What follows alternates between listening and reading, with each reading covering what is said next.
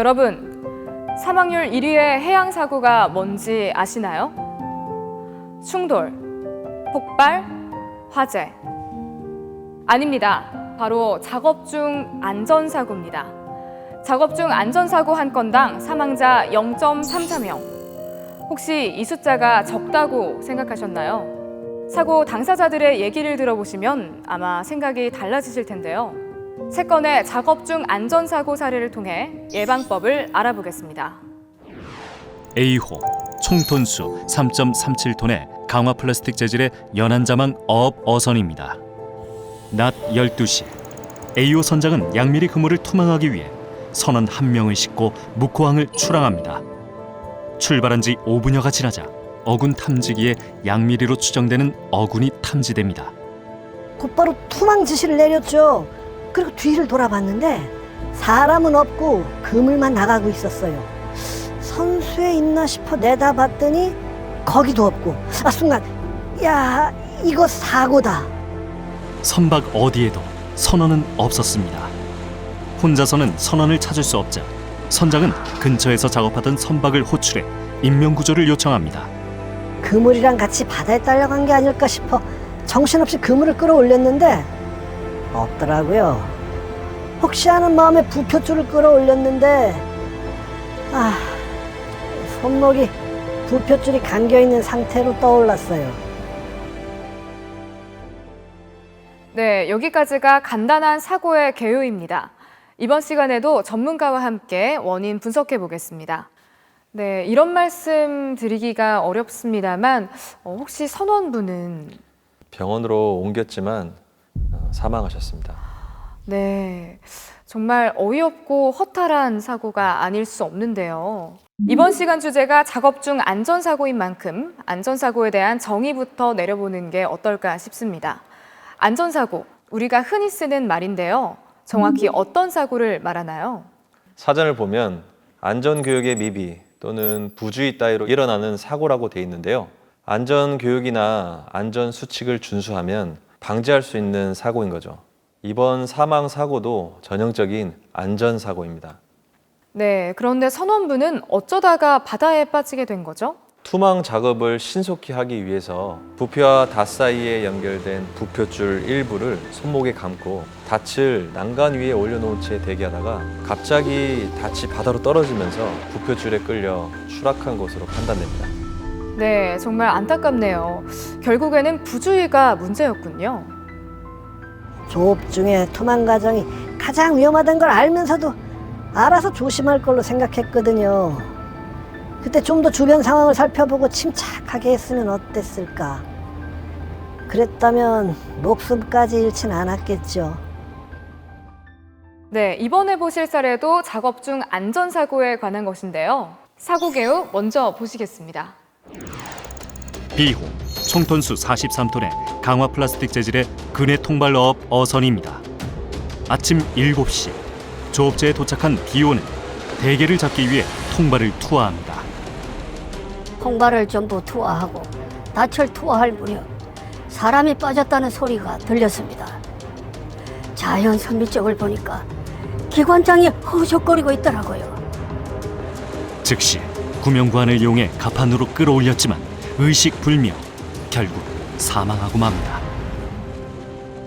네, 이번에도 인명사고가 발생했는데요. 선원분은 왜 바다에 빠진 걸까요? 우선 통발을 설치하는 방법을 이해하실 필요가 있습니다. 통발은 아랫줄과 모릿줄에 연결되어 있는데요. 이렇게 연결된 통발을 모두 투망한 다음에는 통발을 고정하기 위해 닻을 투하합니다. 그리고 이 닻은 통발을 투망한 위치를 나타내는 부표줄로 연결되어 있습니다. 아, 그렇군요. 이번 사고는 닻을 바다로 밀어 넣다가 선원의 발이 부표줄에 감기면서 바다로 추락한 겁니다. 닻을 투하하기 전에 부표줄만 조심했더라면 없었을 인명사고죠. 아, 정말 안타깝네요. 여기 마지막 사례가 하나 더 있습니다. C호 총톤수 9.77톤의 강화 플라스틱 재질의 연안 통발 어선입니다. 포항 구룡포항을 출항한 C호는 저녁 7시경 조업지에 도착합니다.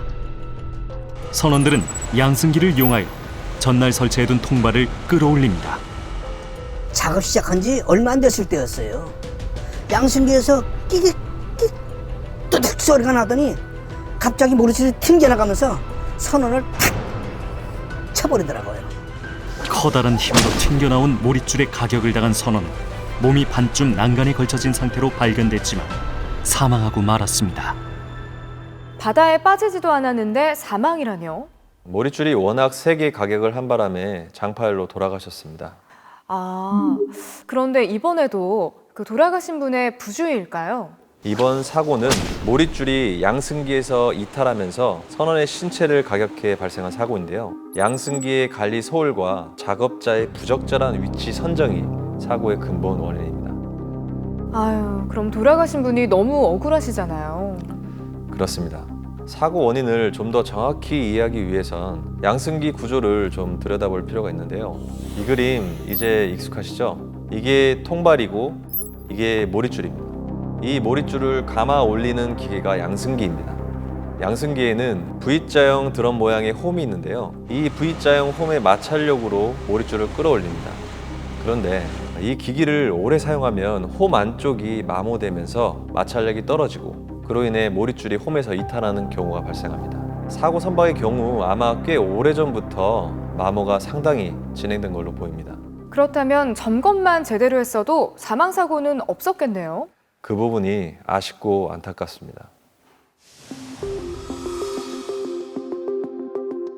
지금까지 살펴본 3건의 사고 모두가 작업 중에 일어난 안전사고인데요.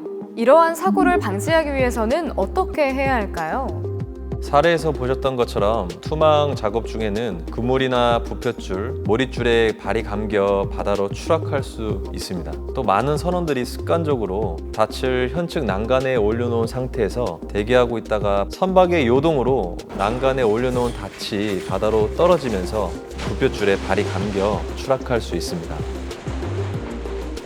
따라서 선원 스스로 이를 인식하고 선장님께서는 선원들에게 이 같은 사실을 숙지하게 하고 구명조끼를 반드시 착용하게 하는 등 선원들에 대한 안전관리를 철저히 하셔야 합니다. 네, 지금까지 좋은 말씀 감사합니다. 오늘 소개해드린 사고는 조금만 주의를 기울였다면 막을 수 있었던 안전사고였습니다. 다시 한번 안전사고의 정의를 되새겨봤으면 하는데요. 생명을 지키는 일, 결코 어렵지 않습니다. 철저한 안전교육과 늘 조심하는 마음, 이거면 됩니다. 사고는 한순간의 방심에서 비롯된다는 사실 잊지 마시기 바랍니다.